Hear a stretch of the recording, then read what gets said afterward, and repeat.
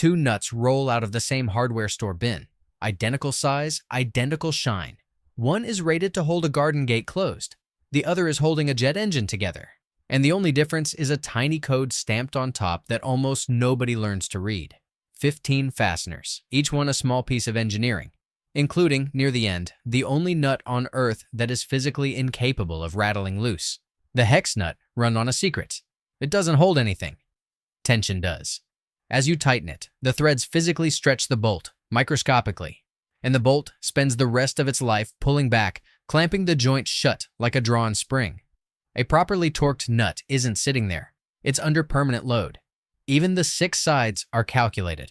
A square nut offers a wrench more meat per turn, but the wrench needs 90 degrees of swing to catch the next face.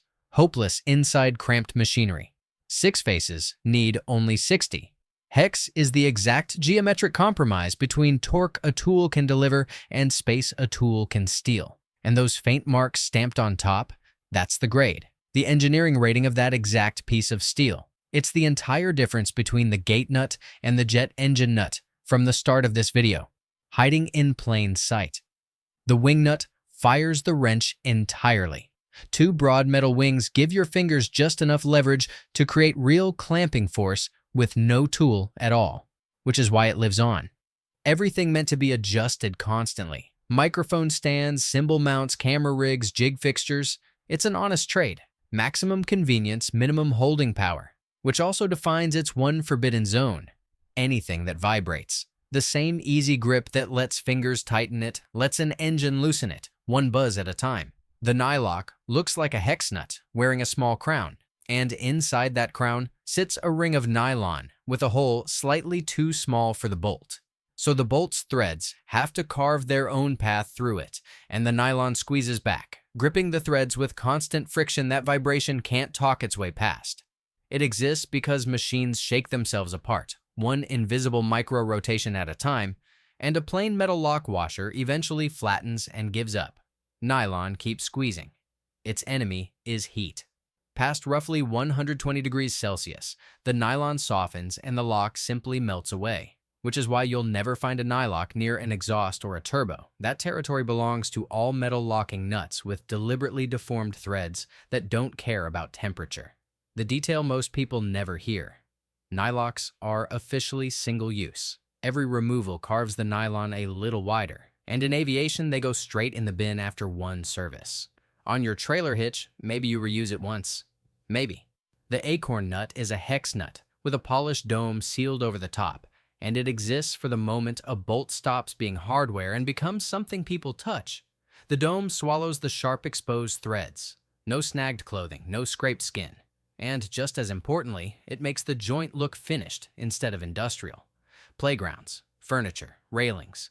Same mechanics as a plain nut wearing a suit. The flange nut is a nut and washer forged as one piece, a wide skirt around the base that spreads the clamping force over a bigger footprint, so soft material doesn't crush and oversized holes don't swallow the joint.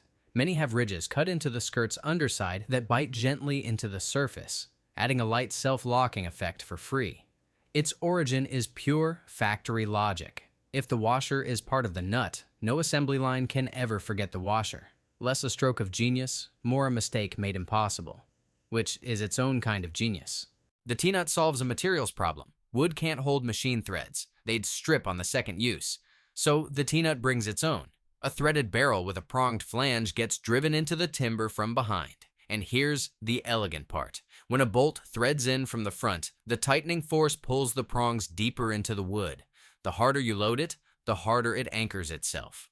The result is permanent, reusable metal threads, living inside a material that was never designed for them.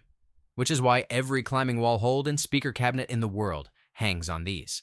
And here it is, the nut that cannot rattle loose, ever. The castle nut's crown of slots pairs with a bolt that has a hole drilled clean through it. Torque the nut to spec. Line a slot up with the hole and push a steel cotter pin through both. Done.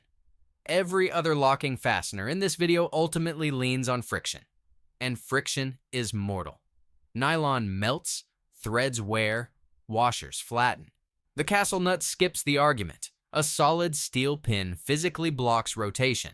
It could not care less about vibration. That's why it's legally mandatory, where a loosening nut isn't an inconvenience, but a fatality. Steering knuckles, wheel spindles, aircraft axles, and the 6 slots aren't decoration either.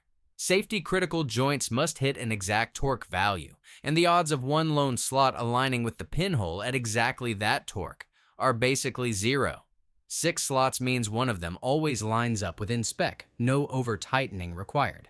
Look closely at a wood screw, and you'll notice the threads quit before reaching the head, leaving a smooth stretch of shank at the top. That gap is the entire invention. The smooth section lets the upper board slide freely along the screw while the threads keep hauling the lower board upward. So the two pieces get cinched together, tighter and tighter, instead of just being skewered in place.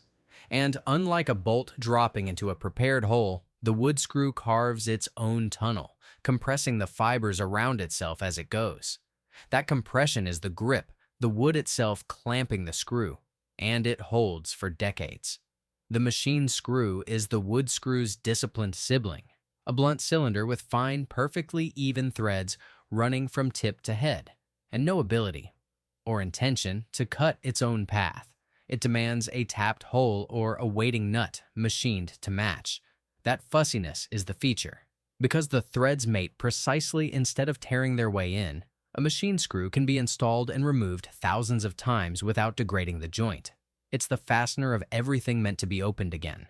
Laptops, instruments, access panels, engines. The self-tapping screw carries its own drill. A hardened tip pierces thin sheet metal, and the threads right behind it cut their matching grooves in the same motion. Puncture and thread. One squeeze of the trigger. It works because thin metal is springy. It snaps back tight around the fresh threads and grips them with serious friction. No pre-tapped hole ever involved. One nuance worth knowing, not all of them actually cut. Thread-forming versions push material aside instead of shaving it away, which is exactly what you want in plastics, where a cutting thread would start a crack, and a forming thread leaves the material denser and tighter around the joint. The hex bolt is the heavyweight division. A thick shank, threads part or all of the way up, and a 6-sided external head built for one purpose, letting a wrench or socket pour maximum torque into the joint. All that torque becomes bolt stretch, and that stretch becomes the enormous clamping force pinning steel beams, machine frames, and engine blocks together. Everything else in this video is holding products together. Hex bolts are holding buildings. The carriage bolt hides its cleverness under a smooth dome. Directly beneath that rounded head sits a square shoulder. And when you pull the bolt into wood, that square sinks into the timber and locks the bolt against spinning. From that moment on, the entire job needs one wrench, on the nut side only. It's a design frozen in time from the 1800s, when horse-drawn carriages needed fasteners that could be tightened from one side in a cramped undercarriage and would shrug off the rattle of cobblestones. The dome wasn't styling either. It kept exposed hardware from snagging harness, cargo, or the horse. 2 centuries later, every wooden deck and fence gate still runs on carriage logic. The lag bolt is what happens when a wood screw gets promoted to structural duty. Wood screw threads and a tapered bite on the bottom, but a heavy hex head on top, so it's driven with a wrench instead of a screwdriver. Because the forces involved would strip any screwdriver slot instantly. Drill a pilot hole, drive it deep into solid timber, and it becomes the anchor holding decks to houses and retaining walls against gravity. It exists precisely for the loads where an ordinary screw would shear and give up. The socket screw turns the tool inward, a cylindrical head with a hexagonal well sunk into the top, driven by a key that sits inside the fastener instead of wrapping around it. Captured like that, the tool physically cannot slip off under torque the way an external wrench can cam off a worn hex. And because nothing needs clearance around the outside of the head, socket screws can be sunk into counterbores and buried deep inside compact machinery.